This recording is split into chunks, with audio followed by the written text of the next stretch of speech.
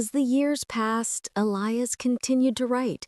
He published a collection of short stories, another novel, essays about grief and creativity and the search for meaning in a complicated world.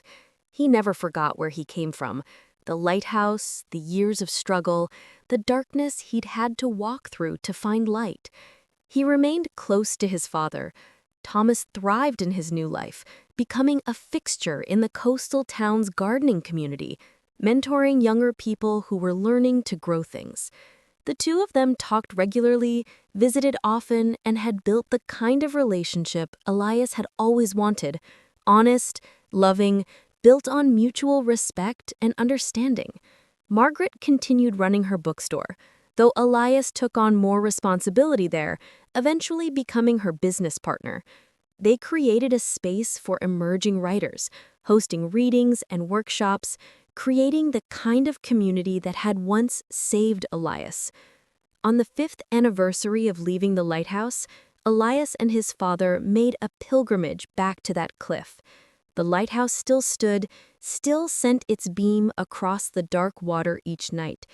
But it wasn't theirs anymore, and that was okay. They'd found new ways to be lighthouses for each other, to guide each other through the darkness. Standing there, looking out at the endless sea, Elias thought about the boy he'd been, trapped, afraid, unable to see a way forward. He wished he could go back and tell that boy what was coming, that the pain wouldn't last forever, that courage wasn't the absence of fear, but the decision to move forward despite it, that healing was possible, that dreams could come true, that life could be hard and beautiful and worth living all at once. But maybe that boy had known, deep down.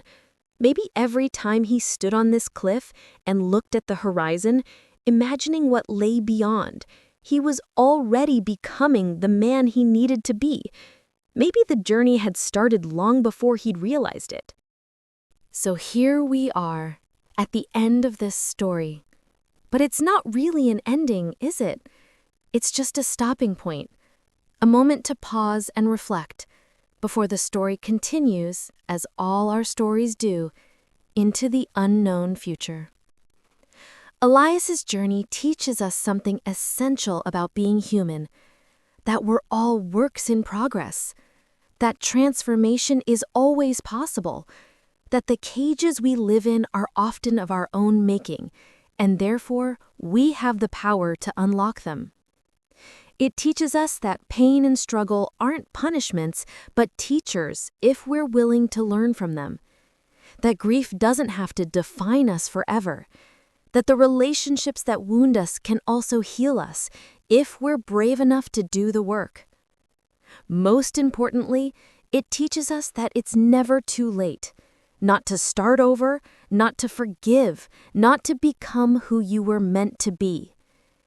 Whether you're 17 and standing at the beginning of your journey, or 60 and wondering if you've run out of time, it's never too late. The lighthouse of possibility is always there, sending its beam across the darkness, waiting for you to follow it home. Elias learned that the lighthouse wasn't his prison, his fear was. His father learned that the lighthouse wasn't his refuge, his willingness to live again was. And together, they learned that sometimes we have to lose everything we thought we were to discover who we truly are.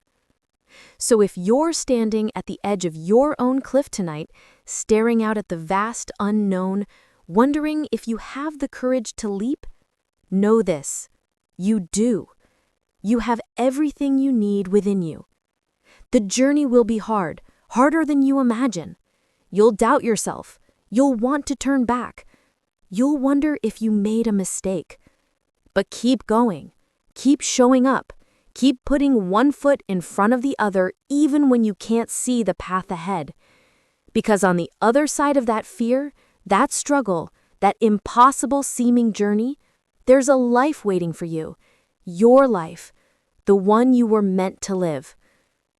And when you finally arrive there, when you look back at the distance you've traveled, you won't believe you're the same person who started the journey, because you won't be. You'll be someone stronger, wiser, more whole. You'll be someone who learned that the greatest adventure isn't escaping your past, but integrating it, learning from it, and using it to build something new. Elias still writes, still tells stories. Thomas still gardens, still watches things grow. They're both lighthouses now, in their own ways, not the kind that bind you to one place, but the kind that help guide you home to yourself. And that's the truest kind of light there is. Thank you for listening to this story. May it remind you that your own story isn't over, that every ending is also a beginning, that transformation is your birthright, no matter how long you've been lost in the darkness. The lighthouse is always there. The path is always there. The only question is, are you ready to take the first step?